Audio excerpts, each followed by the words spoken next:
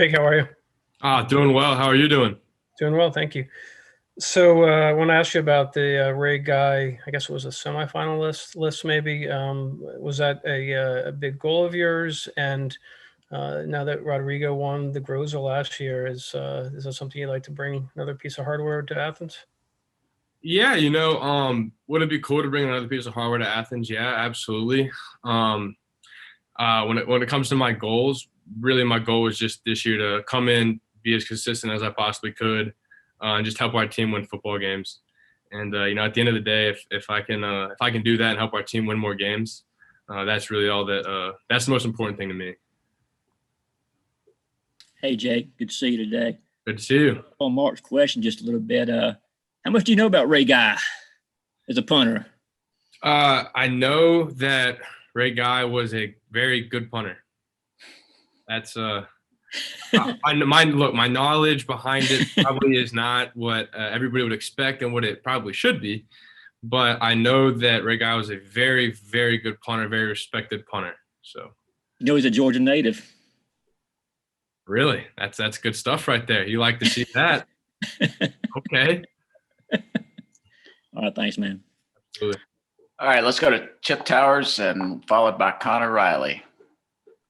Yeah, Jake, just curious your impressions of Scott Cochran as being the primary special teams coordinator. What do you know about him now that maybe you didn't know at the beginning of the year? And just what's he like to play for as a position coach, as it were? Coach Cochran is he's great to play for. He's someone who came in and you kind of have no idea what you're expecting. You really don't know what you're going to get out of it. Especially him coming from a strength guy background. You really just kind of like, all right, I guess we're just going to see how this goes. And it's turned out to be really great. I think he's done just a really good job. He does a really good job handling our room. I think he's a really great coach. So I've really enjoyed getting to be a player under him. So it's been a good time. It's been a lot of fun so far. If I could follow, does his strength coach background manifest itself in any way? It's his strength coach background. I personally think that it's really interesting because I can and a lot of the specialists can really pick apart his brain a little bit to kind of see different things that he thinks about and that he does. So it's really cool to see like the different knowledge that he has so that we can try and apply that to our game and try to use that to further our skills. Thank you. Hey, Jake, when you're in there, when it's third down, what is going through your mind? Are you expecting to punt? Are you trying to get in the mindset that you're going to have to go out there and punt? Are you rooting to get in the game to go punt? When Georgia's offense is on third down, what's sort of going through your mind there on the sidelines? Well, I never hope that our offense doesn't convert third downs. I mean, obviously, if our offense is converting third downs, then we're playing good football and we got a really good shot at winning games. But on third down, the position that I'm in, I just have to be ready. I have to be prepared, really for anything, any situation.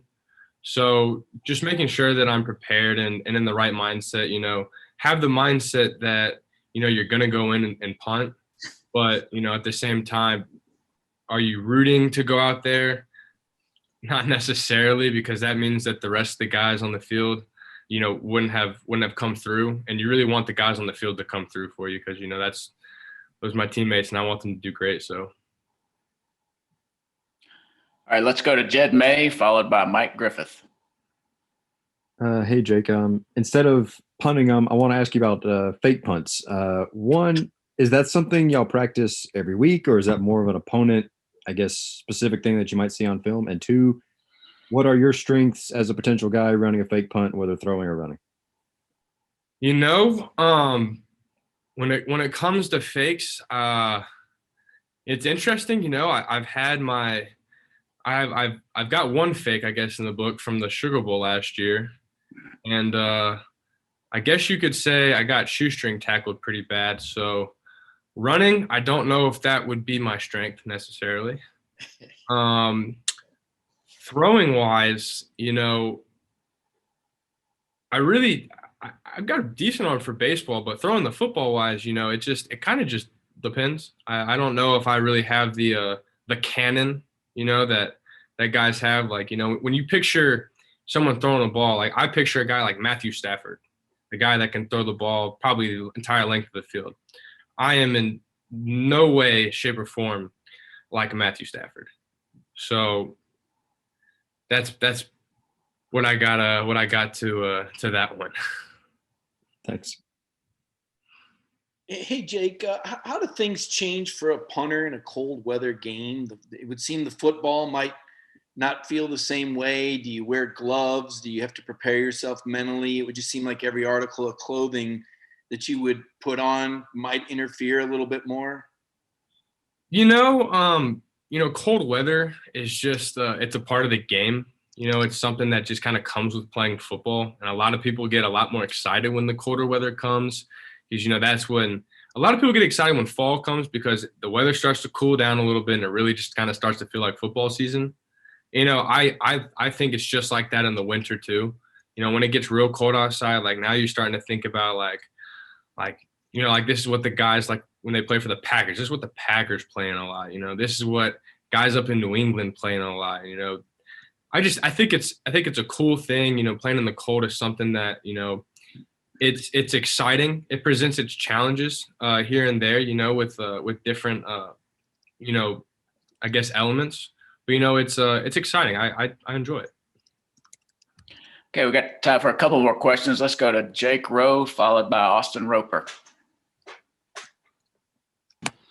Jake, when you look at the way the special teams have kind of performed this year, as far as the punting goes, kind of who's other than you, obviously you have a big role there, but who's kind of been your MVP there, the guy that we may not notice so much, but kind of does a lot of things for you guys in that aspect, and it's kind of played well? I mean, I think that really everybody that's been on our punt team has done a tremendous job this year. Whether it's our snapper, Moat, snapping the ball, whether it is, like a guy like Tyson Campbell as a gunner running down the field and helping force a fair catch. Like all the guys on our team have done a really good job this year. So if there's any kind of sort of unsung heroes, I literally would just say it's the punt unit, just the whole punt unit as a whole. Just guys coming and willing to work, and we all want the same goal and we all want the same outcome. So we're just all trying to work for each other. Hey Jake, just to follow up a little bit on Mike's question, how often do you practice punting in cold weather conditions? I mean, when it gets to December and January, are you practicing more inside? Are you still practicing outside? And does that affect, like, have you noticed it affect your hang time or your distance in any way when you're kicking in the cold? Being able to practice in the cold kind of just depends on what the weather decides to be for the day. Whatever day it is, when we're punting at practice, we're going to go punt outside and we're going to get our work in outside. So, if it's pouring down rain, we'll be out there punting a little bit. If it's super cold, -10 degrees, we'll be out there punting a little bit, kicking a little bit. So it really just kind of depends what the weather is, when we're in Athens, because we can't really that's not something we can control necessarily.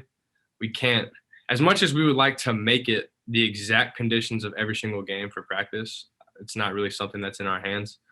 But that's just something that kind of just depends on a day-to-day basis and what the weather presents itself to for us. And when it comes to regards of hang times and distances and all that kind of stuff, could it have an effect on it? Yeah, a little bit, but just going out there trying to hit the best ball I possibly can.